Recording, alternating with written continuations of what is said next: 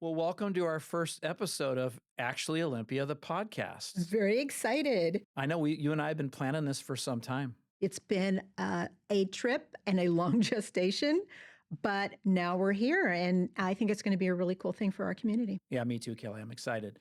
So let's talk about who's hosting this thing. So I'm Jay Burney. I'm the city manager. I'm on my 25th year with the city of Olympia. Yeah, I started here in 1999 in public works, and I've kind of grown up here at the city and was the assistant city manager for about 10 years. And I'm on year 4 of being the city manager for the city of Olympia.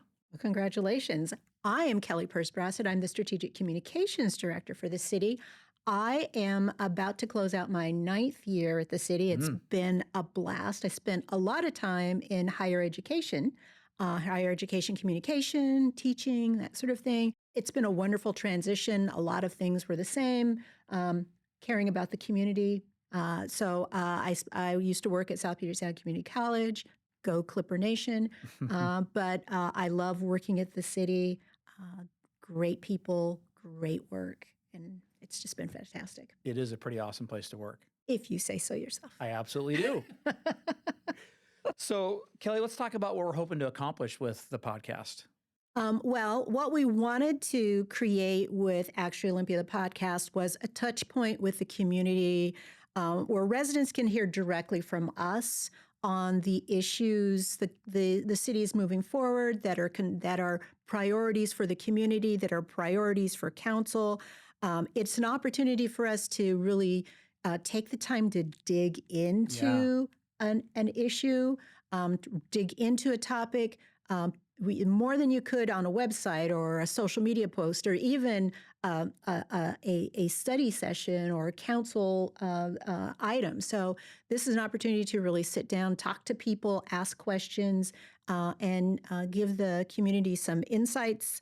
It allows us to be a little bit more transparent and keep the community informed. Yeah, and help us kind of set the record straight, because sometimes we get lots of questions from the community, and we'll talk about that as we close out our episode about how we're going to engage the community further with our podcast and answer some of those questions. But it's a chance to do that. Absolutely. Absolutely. It's very cool.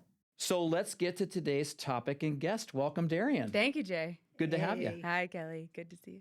So, Darian, as our community knows, housing homelessness has been a crisis in our city, across the county, and across the country. In fact, in May of 2018, our city council declared it an emergency. And your team's been working very hard for quite some time to get us from a state of emergency into more of a state of stability. So we're really glad to have Darian Lightfoot with us today, our Director of Housing and Homeless Services, to talk about what we're doing and all of our efforts. So Darian, welcome. Yeah, thank you. Happy to be here. Coolest last name ever. Oh, wow. Thank you. So Darian, every superhero has their origin story. And I like to think about the work that you and your team are doing. You guys are just doing such great work. And I just think of you as superheroes. So what's Darian's origin story? So what's your background? What led you here? And why is this work important to you? Yeah, thanks. I'm from rural Iowa, born and raised on a farm. I did my undergraduate degree in Missouri and had my degree in communications. Very impressed by all this. I lived in D.C. for a couple of years, and then I was really excited to stay in government, not at the federal level, but to work in local government. So I went to the University of Oregon, got my Master of Public Administration, I thought, oh, when I'm in graduate school, I'm going to find my niche. I'm going to find what I want to do. And I couldn't. I'm a bona fide generalist. I'm set up to serve, and I'm prepared to be flexible and have my strengths show up in wherever and however my community needs me and however my team needs me. And that is still true. I love doing housing and homeless response because I feel like I can find a way that those intersect and how those connect with the larger city and the larger local government aspects that we serve. And so I like working cross-departmentally, finding solutions to complex problems, and being able to achieve more than one goal at the same time. So worked at a handful of cities, City of Eugene, City of Tacoma. Now I'm here leading a really smart, dynamic team to address this tough issue. Well, I certainly more than anybody appreciate the need to be a generalist, right, on all the things we do. But we're super fortunate that we have you working on housing homeless response, because the work you're doing is groundbreaking It's life-changing, and I'm just really proud to see the things that you and your team are doing. Thank you, Jay. And I can see the wind flapping under your cape, superhero. Yeah. So let's dig in a little bit. So I mentioned earlier around a declared emergency around homelessness, but our work is bigger than just those that are unhoused. So there's a whole ecosystem of work that you and your team are working on around our community to both get people into housing and also to keep those that are housed and to even get more housing in our community. So Absolutely. talk to us a bit about the ecosystem of things that you and your team are working on around all of that. Yeah, absolutely. So the housing and homeless response crisis, as we know and feel it in our community, is much larger than Olympia, than Thurston County, than Washington. A nationwide crisis that didn't happen just in the past few years, even since May. It's been a compounding issue over the past 4 decades of tighter zoning and underdevelopment. And with that, supply and demand, increased housing costs, and we can't make up for 4 decades of tighter zoning and underdevelopment overnight. And so it requires us to do really unique things that maybe are outside the realm of local government that we've seen before, but we cannot fix it by ourselves. We need community service providers. We need the private sector. We need Joe Resident to see this is what we need to do to show up for our community right now. And so what we're trying to do is keep people inside, and we're trying to manage people suffering who are outside. And so that takes encampment mitigation and management, getting people the health and safety needs that they have currently outside, and then working really creatively to keep people inside. And that's tricky because we don't often get calls from people who are 1 month's rent away from becoming homeless. And then once we do get that call, how do we keep them inside? And so we have to think from a policy perspective, from creatively developing affordable housing, and from a regional perspective, what we do to keep people inside, to offer more supply, and to help people mitigate the suffering who are currently in encampments. Could you kind of lay out what the ecosystem looks like? Our homeless response team, who are 4 incredible staff, really work on our tiny home villages, urgent response, and managed encampments. So that's the urgent need through our Q alert process, through phone calls, through emails, and just from our connections with our service providers to try to mitigate harm and try to connect people from getting in shelter. So that's the day-to-day. That changes our plan, our agenda gets laid out every morning in our check-in on what we're doing that day to lower community impact and decrease suffering from community. And then we have our housing team, and 4 brilliant people really focus on policy, and they are trying to look at renter protections, looking to stabilize what's happening to our majority renter population, thinking how we can entice developers to come to Thurston County. Really, it costs the same amount to develop in Seattle as it does in Thurston County when it comes from supplies and labor costs, but your return that you can get in King County is much higher than Thurston. So we have to be really creative on how to entice development in Thurston County because we desperately need it. So that team focus on housing. They're looking to create all levels of housing, extremely low income housing, permanent supportive housing, market rate housing, luxury housing, all types to really impact our unit and increase places for people to live. Love that. You mentioned Q alerts. Yes. Can you explain to the community what Q alerts are? Yes. So it's on our website. It's Q Alert. You click on it. You really drop down what you're trying to connect with the community. And it typically goes through our code system. And there's a code infraction, or, it could go something from someone's bush is too big and I can't see when I'm trying to take my left turn, or there's trash on the sidewalk, or someone might be operating a business in a residential area when they're not supposed to. It's just any sort of infraction against our code that someone would like to inform the city about. And those are sometimes tied to homeless response when it comes to trash or people camped on a sidewalk. And when they do, they funnel through our team, and we try to go out as soon as we can to mitigate that impact and connect with that person. So the Q alert is just a pathway for our community members to communicate with us if they see something that they're Concerned about. They're concerned about. Absolutely, yeah. And sometimes it's a bit more tricky because it'd be on private property, which we can't really interact with, or someone might assume it's homeless response, but it's really not. So we internally can suss that out and assign it to the correct department. But it does help us with data and tracking hotspots and what's happening in the community. It's just a helpful tool. And Q Alert, since we're on that real quick, is also a place potholes, other things that you Yes, see, that's other right. concerns around the community. So it's just a place to do that. So it's a good question, Kelly, Yeah. around that. I'm filled with good questions. Yeah. So Darian, let's talk about on the houseless side of things. We've really made some progress, Yeah. right? So we started with one 30-unit tiny home village at Plum Street Village, and we've grown a lot since then. So talk Absolutely. about kind of that growth. Yeah, I've been at the City of Olympia for 3 years now, and when I first came here, the amount of managed and unmanaged encampments were pretty impactful to every department, every resident, and now that's really dwindled. And I hope the community can see that, and I hope that we can see how many people are dry in our rainy season now. You know, how many people have a lockable door with autonomy and hope and agency over their lives, and it's really incredibly impactful.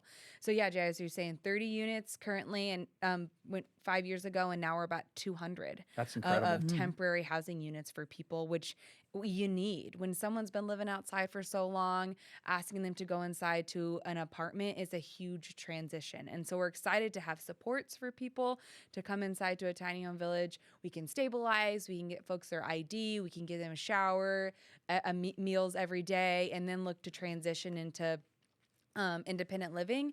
And so we're really grateful for those temporary units where we can support people in that way. Desperately needed. And then we're also investing in long-term permanent supportive housing. So Yes. Unity Commons phase 1 and now phase 2 coming online. That's right. Family Support Center at the Landing. They're coming in for their next phase as well. And so we've gotten really strategic on how we can, again, manage what's happening at the human level and our urgent response, setting up tiny home villages to get people inside and to know where they're located, and then work on the larger complex issue on how do we get units online?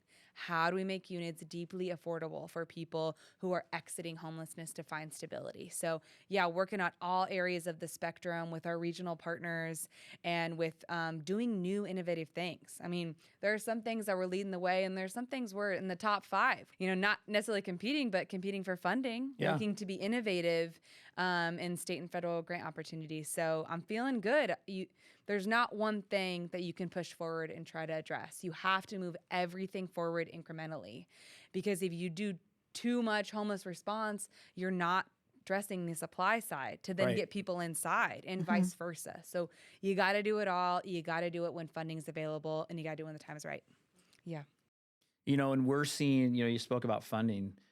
We're seeing a lot more state funding come our way. I mean, Yeah. that's different than it was years ago. Yeah, we are. We're seeing a ton of work through the Governor's Right-of-Way Initiative. It's now the Encampment Relocation Program. We are now seeing a lot of state funding come to local jurisdictions, and it's been really impactful to see what the state has had to say about Thurston County. We have a established regional housing council. Staff meet weekly, elected officials meet monthly, and this was before a lot of the state funding came. So we had the infrastructure, policies, lines of communication already set up for that funding to come in, and we had projects in the pipeline that were ready to go when this funding came to us, and we've seen that come to fruition in really positive ways, and we're happy to see the state more involved.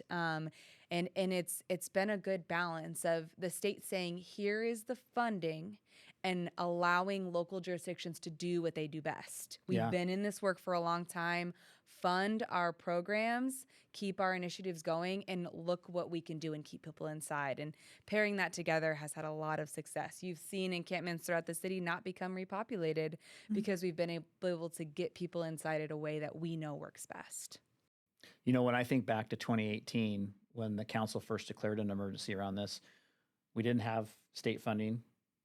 The Regional Housing Council didn't exist, right? So when I think about not only the progress we've made in providing shelter and providing opportunity and providing options, the partnerships, Yeah, right? absolutely. And even with you mentioned our nonprofit providers, right? Our partnerships, not just with the state and the other jurisdictions, but really the work that you and your team have done to grow our partnerships with our nonprofit providers, because we can't do this on our own. They're such a valuable component.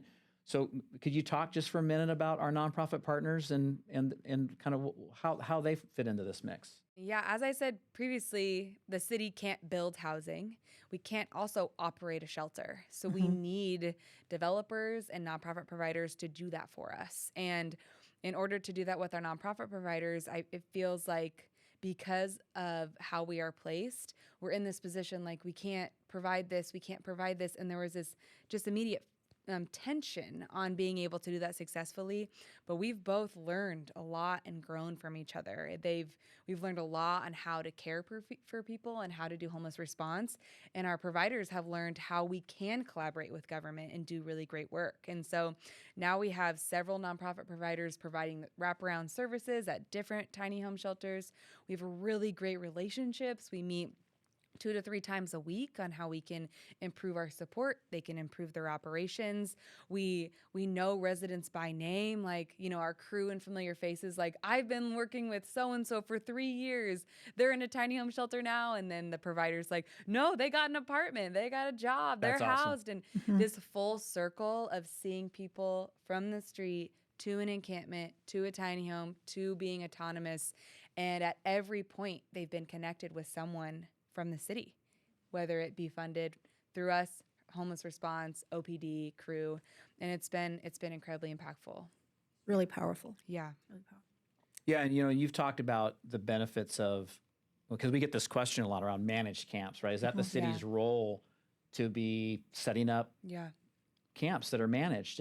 But I think you've talked a little bit about that the benefit that we get to get people from one place to another doesn't happen without some structure. Absolutely. And we should want to provide hygiene services for people to keep them healthy and safe. It is a public health emergency, people living in this and managed encampments. And I see it as a way to mitigate impact for our fire and police department when they do need to go in encampments. We're able to have connections with residents, know if there's going to be hard to access spots, and we have those built-in relationships to mitigate the impact on our emergency services and to have relationships with people when maybe things in encampments aren't going the way we need to. We have that trust with people that we can have really genuine conversations with and decrease the overall impact to the community. So I think there's a really large benefit there. Yeah. Hey, so, we've been hearing, particularly from like downtown, that all of this work has really moved the needle on homelessness from where we started way back in 2018. But we're still hearing from the community, and they still weigh in about homelessness. And so I'd like to know, like, what kind of questions are you getting from the community about homelessness now? Yeah. This state. I would say the most frequent question we get is like, why are you letting this happen? Yeah. And that's a two-ended question from advocates on why are we letting people live this way, and from people who are being impacted on why are you letting them do this? Right. It's a two-toned question. And, we know from data-driven research and from best practices, putting people, making homelessness a crime is ineffective. It's inhumane and it's ineffective. And so because of that, we're dealing with complex human beings. And those take complex, intricate approaches. And so I just want to affirm we're not letting anything happen. This is held in a really tough space. And I like compassion and accountability, as we hear in the One Community Plan. Well, those aren't black and white phrases. Right. Compassion, that takes connection and trust. And trust takes a long time to build. And accountability with someone who is in deep crisis is also ineffective. So we want to do both, but those don't mean singular things. We have to hold them and work to educate the public too on how we're doing both, and it may vary from situation to situation. Yeah, and then I think, as you said, there is also impacts on people, Absolutely. right? Yep. And so I think your team tries to respond as best you can to try to mitigate those impacts. Absolutely, yeah. We have pretty direct lines of communication with all businesses surrounding our tiny home villages, understanding their response. We do a good job of keeping security and cameras up to date so we can engage with people who are having impacts. We have good relationships with crew and OPD to make sure we're trying to offset those. So we do really try to honor those requests because citing spots are really challenging. And so we don't want that to become an issue where this is seen as this overwhelming negative impact when we're trying to address a really complex issue. So yes, we understand the impacts and we want to do all that's in our ability to mitigate those. It's just sometimes it's tricky. And it takes us a bit longer than I think it does. what most people would like us to take, right? Absolutely. Yeah, absolutely it does. Yeah. Mhm. So you've talked a bit about your team, Mhm. right? So when I think about particularly the homeless response team that's out there kind of doing the day to day, Yep. talk about your team and not just what they do, but who they are. What's the world of homelessness look like in their eyes, and what do they want the community to see and know? Yeah. Um, they are stars, and I cherish them so deeply, and we genuinely love each other in a way that I think allows the work to move forward. We see each other and we understand the impact of seeing suffering 8 hours a day and what it does to our psyche. And so we connect with each other with humor and humility and just in honesty. We're real with what's going on. Like I hear at the end of the day what they had to go through in a day. And sometimes you just got to laugh and you got to think, okay, we're going to show up again tomorrow and we're going to try to make tomorrow a better day. And their request is that regardless if someone has a locked door or not, you need to see people as your neighbors. This is your neighbor. We did just a practice the other day of think through everything in your head on what you would have to do to become homeless. Think of every bridge you'd have to burn, every financial stability you'd have to run through, everything you would have to do to be in the streets. I did it and I couldn't even get there. I couldn't even just think through because of my privilege and because of where I'm at. Yeah. And we are connecting with people every day who have done that at their lowest of low, suffering so deeply. And we're trying to move them out of their situation. And so to hear those stories day after day and then to expect like, well, you got a tiny home. Why aren't you happy? Right. We got to instill hope and we got to instill self-worth. And that takes a lot of time. And that's what my outreach team is trying to do every single day is instill hope and self-worth because that's what's going to change our community and make us look left to right and see everyone as our neighbors. Yeah, you mentioned, impacts, and I've said this before. Typically when we go out to break up an encampment, which we do have to do, and it's usually when we have services and opportunities for people. But I always tell people, imagine if you were told to pack up everything you own in 72 hours and be ready to move. Yeah. What that would feel like if someone knocked on your door and said you have 72 hours to pack up everything you own and move over here. Yeah. What that would feel like. And that's the reality for those that are on the streets and houseless. Yeah. And Olympia just can't solve this our own. We're trying to address, again, decades-long issue that's impacting every city in our nation right now. Yeah. And it's complex and it's hard. And so, we're seeing ebbs and flows of people being in the downtown or on the railroad tracks. And we see it, we feel it, and we're trying to do what we can to not just get people inside one time, but to keep them inside. And that takes a little longer in the upfront to keep people inside. Yeah. So you talked about hope. Yeah. So I'd like you to talk about your hope. What 5 years from now? What do you hope? I hope the progress that we've made around people seeing the housing crisis as something they can contribute to, I hope we see the momentum there continue. I think that that's something I have a lot of pride in currently, is starting to change. People within the city, people in other organizations, businesses are starting to say, okay, this is what I can do. This is how I thought about it before, but this is how I think about it now. And we're starting to see those minds change, or just like culturally, like this understanding of like, all right, I'm going to have to give, or I'm going to have to rethink this. And so I really hope that momentum stays, because that's what we need, again, to look left and right and see people as your neighbors. So I hope that momentum keeps. I struggle with saying that, not that everyone's inside. I want to have realistic hope. I hope, of course, that everyone is inside.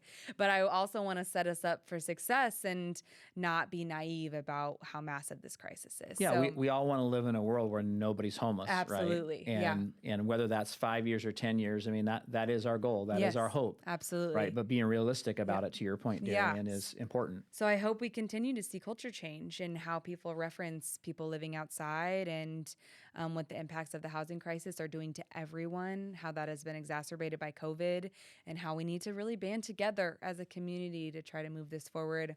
And I hope we see more dense housing projects in a transit-oriented community that meets our climate goals and our housing goals and our equity goals and what we're trying to do as Olympians to really reshape what we know we can be, I think. Yeah. Well, you raised a good point. Our work here on housing and homelessness is not done in a vacuum. Right. So there's impacts to our climate work. Yeah. There's impacts to transportation. There's impacts on public safety, right? So much of what we do as a city intertwines with so many other things, and we don't work in silos, right? So, you talk about your team, but you really work across the city, right? You've mentioned working with OPD, you've worked with the fire department, you work with your team, you work with Public Works. That's right. Right? Yeah, absolutely. I have this really dear story. Like we work with Public Works really closely, and we have from the urgent response, but now our Public Works team is helping us build tiny home villages, and which is just awesome. Which is so good. And the first one, it was incredibly clunky. It was like, it was really tough with engineering staff. And then this last one we built, I heard one of our engineering team say, "Well, if we face the doors inward, then it'd have more of a community feel." And I just looked over, and I was like, "Wow! So you're tiny home village experts now." I love it. It was just so sweet. Where in the beginning it took like, okay, I've never really done this before. And then on the last one, they were invested. They knew what they were doing, and they learned from the first one, like, okay, that didn't serve people well. We saw hiccups. We're going to learn and we're going to do better here. And that really stuck with me to think like, it's a big deal to have worked in your line of work for so long and to say, this is what I'm used to. This is what I do. This is what I do. And then for the world to say, maybe not anymore. Your job is this now. And to choose to embrace that, that's a big deal. And I think that's what sets cities apart from doing the work well and doing the work not as well. The whole city embraces, this is my job now. This was my job, but this is my job now. And this is what it takes to be a public servant today. And that makes your job having to shift sometimes. Yeah. And we've seen a lot of employees at the city embrace that. And we've been able to do good work because of that. And so that's really impacted me working with Public Works on seeing that investment because they wanted to. And it was great. Well, as a former project manager in Public Works long ago, right, that's just never a project that I would have thought I'd be working on. I think we typically think of roads and bridges and utilities, and now we have, engineering staff and project managers that are working with your team to make life better for a different segment of our community that without them wouldn't get it. Absolutely. And we were, transitioning, we were fixing some units up, and just like hey, we can do a week turnaround time, but we understand that a week can be too fast for people. Would you prefer a 2-week turnaround time? And it was just like, that's trauma-informed care, not from here is trauma-informed care, but that is someone having thought that transitions during this time are really impactful. And I want to come to you and say, would 2 weeks be better than 1? And those things really land. They land, and it shows community growth when that's being considered. Yeah, as proud as I am of you and your team for the really hard work that you do every day and how challenging it is, I'm also just as proud of the way we've come together as a city, as departments around this work, and and everybody, grabbing an oar and helping to row the boat, right? And I also know that your team is there for them when they need something, right? And that speaks a lot to our culture. We talk a lot about working together to make a difference, and that's exactly what we're doing here. Yeah. In my time at the city, there was a time where housing and homelessness services it wasn't even our line of business. Yeah. What do you mean the city's going to do that? Yeah.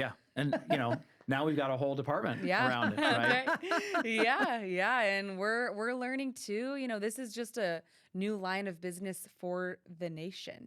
This is like a new area for local government to take up. And so we're learning, but we're staying out in front. We want to learn what is best practice and what's going to serve people best. And we're going for big grants and big funding opportunities because we think we're gelling. We got a foundation, like you were saying before, that feels like we have some footing. And I have a lot of pride in people's creativity and eagerness to try things new and and to do their best. It's really great. So we're leading We're leading in the county. We're leading in the state. We're leading in the. We're doing really well, right? In terms of help. Yeah, compare us to other cities our size, right? Compare us. Yeah. I think we're doing the best in the nation. I don't know. I think we're doing pretty good. No, I would say the creative solutions we had are not like anything that I'm seeing anywhere. And those may not come to fruition Sure. every time, but how we're looking at it and what we're seeing and the questions we're asking, like, wait, why are we doing it that way? That doesn't seem to, in how we're pressing, I'm not seeing show up at other places. And those are going to keep becoming stronger, and we're going to see those come to fruition. I really believe that. I've gone to a couple conferences, and just to plug our council too, I've gone to a couple conferences and I'm sharing what we're doing, talking about policy, talking about our land banking projects.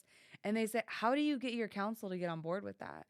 And my response is like, I bring our council something and they're like, yeah, what are you waiting for? Yeah. A great council that has trust in their staff. Exactly. Right? Yeah. And yes. they are ready to not try to solve a crisis by the way it was created. We can't keep thinking that the same routine is going to get us out of what dug us in. And so I share with them, they're, kind of pressing me to think creatively and go after funding and to, do my best with a trusted team. And that's a dynamic that I have not heard of or seen other places. And that feels really good. Yeah, we have a council that are also innovators, right? Totally. And big thinkers. And I think the trust that they put in you and in us to do this work makes it easier to do this work, and it makes it easier for you to bring the big ideas to them. You have a saying that you've got several ideas, and one of them's a "whoa girl," right? Idea, that's right. which is that really big idea. That's right. It was like, and I felt trusted that even by you, to be like, okay, we could do this, or we could do this, Or we could do this. Yeah. And even just to name it and to say it and to try, and if it's not at this time, that's fine, but just put it out there that here's what we could do to keep this moving. And so I'm just really grateful for the culture that's been built for us to do that, because that is felt by the rest of our team. And I think that pries other communities to ask questions and to be like, how are you all? I've been on 2 phone calls with other jurisdictions. This is, how are you getting your housing and climate teams to work so well together? Like, what's going on? What do we need to learn from this? And, I can say confidently, well, like my supervisor has set it up where that's an expectation. Yeah. Where we work together, and then I am empowered to work with our climate team to make things not housing related, because that's only solving one issue of 2 major issues. So the empowerment I have, the creative thinking that I have from Rich and from how we're trying to roll this out, like it feels good and it's seen from other jurisdictions from my experience. Well, and I think the other thing just on that you and Dr. Braff and our climate group see is there are grants out there that actually a partnership with climate makes the grant work. Absolutely. Right? Yeah, we've had 2 come to fruition already with our Buildings Up prize and with our EV charging, multifamily EV charging. We've combined our resources, talk strategically, what can we do to maximize points, and we've been successful on both. And we're getting that feedback even from grantors that were like, oh, this was a very innovative. And so we're trying to keep that momentum. We're expanding what we can do with our community development block grant. We're seeing what we can do with our Energize campaign to fold both of these issues in together, and that it doesn't just serve us best, but it's helping someone double folds to receive both of these services. And I feel so giddy when I see someone double dipping into services. Like that is a success, and you can't do that at a lot of places, but you can do it here. You can do it here. You can do it here, and that's great. Well, Darian, I remember a day in my office when we learned that the state was going to put more resources towards this. And what did I tell you? I said, Darian, go get every penny you can get, every dollar. Yeah, that's and right. since that day, millions have flowed into Thurston County and in Olympia. And Olympia is not the only beneficiary of that work, right? Thurston County as a whole, we've seen a lot of dollars flow in. And so I just I see you and I appreciate you because you've done everything that anyone's ever asked you to do around this. And again, I'm going to go back to you talked about you didn't know what you were going to do, but let me just tell you what you are doing. And we're not declaring victory in Olympia around homelessness, certainly, right? We're doing a lot of great things, but what we're not doing is declaring victory. We know that there's work ahead. We know there's still suffering in this community, and we know that we have community members that are still concerned about the pace at which we're working. Yeah. But you and your team I'm just so proud to watch you go, and I just want to thank you for your work. Thank you, Jay. It really means a lot. We're definitely not declaring victory, but we're not sitting idle either. That's right. That's right. We're gonna keep pushing the boulder together. So we say, our team says, double the joy, divide the grief. Oh, I love that. And that's what we try to live by. We celebrate each other, and we're there for each other on the hard days. So I really appreciate you saying that. Feels good. I feel a lot of support from the city, and happy to be here. Okay, well, fantastic. As we wrap up, you talked a little bit about this, but where can the community go to get more information, and what can they do to help? We're doing our best to keep our website up to date. We're, like I said, doing our best, and we have someone from the communications team on all of our staff meetings. And so even if it's just a small update to show we're working on that week, we put something on social media as best we can. We have a program specialist on our team that is there for any just like day-to-day questions around, there's an encampment starting here, it looks like there's trash occurring, so we have a homeless response phone number. You can always give us a call. But yeah, we're really trying our best. Real time, live, things change really quickly, but to keep our website up to date. And then on the housing front, you've got a rental registry starting up and a new support position for that. Yes, we do. A rental registry program manager. And as I said, majority rental community, a massive renting stock in Olympia. And so we understand that landlords struggle to keep real-time information when code changes, when all of these different policies come into effect. And so we're hoping this platform can really help with that. Yeah. Really getting everyone's emails and contact information so that can be much more accessible. So yeah, those are the two routes we're taking to get urgent need and then any sort of rental housing work that we can be supportive in. Great. Yeah. And I'll just say this for those that are listening in is, as you sit here and you hear Darian, if you're a community group that's out there and want to hear more from Darian, get a hold of Darian. Darian's available to come out and talk to you and send her team out and talk to you, and we can talk more kind of one-to-one in the community about what we're doing. Absolutely. So I know you're always willing to do that as well. 100%. Yeah. That's right. All right. Well, Darian, thank you so much for being our first guest on our first podcast episode. Really appreciate you. You rocked it. Thank you. I'm so honored. Yeah. All right. Thank you. Thanks. Well, that's it for today's episode. Yeah, thanks, Jay. It was a great conversation. And thank you for supporting this idea of a crazy podcast. Absolutely. But why don't you talk about our upcoming episodes and bring us home? I will. So first of all, I want to thank Darian Lightfoot for dropping by for the chat. There's still so much work to be done around homelessness, but also there's a lot of hope for helping people to move to wellness in our community, and that's really important. And, the housing and homelessness staff, they're delivering hope. They are. They're amazing humans with great hearts, and we're really lucky to have them. Yeah, very fortunate. Yeah, right. So Actually Olympia, the podcast, will be coming to the community monthly. Housing and homelessness is one of several priorities we want to bring to the community. For upcoming episodes, we want to bring our economic development staff. Mike Reed. Get Mike Reed on the couch. Absolutely, and have them go a little deeper on their Olympia Strong work. Also, the city has worked with the community around reimagining public safety. So I think it'd be great to get the Olympia Police Department to come and spend some time on the couch talking about how they're making the recommendations that came out of that work real and on the ground. There are some other topics that we want to give the community the opportunity to weigh on. And I wonder what they want to talk about. I don't know. They're going to have to tell us. So tell us what you want to talk about. We want to make sure this is relevant to you and that we're talking about the things that are important to the community. Yep. So there is an open invitation to send us topics that we can dive into. Finally, as part of our future episodes, we'll spend some time dipping into our mailbag.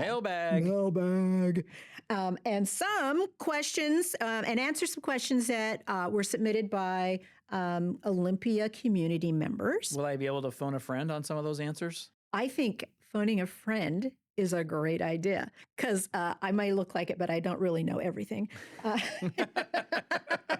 Me neither, Kelly. So if you have a question you'd like us to answer, email it directly to us at, this is a mouthful, olitv@ci.olympia.wa.us. Again, olitv@ci.olympia.wa.us. And if you want to watch this podcast, you can find it anywhere you can find a podcast. And we would really appreciate it if you would like and subscribe to this podcast. We need some clicks. We need some clicks. I need some followers. I need the support and the affirmation. So like my podcast.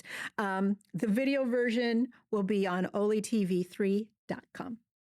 Awesome. Okay, so that's it. Until next time, Olympia, be well. See you next time. Bye.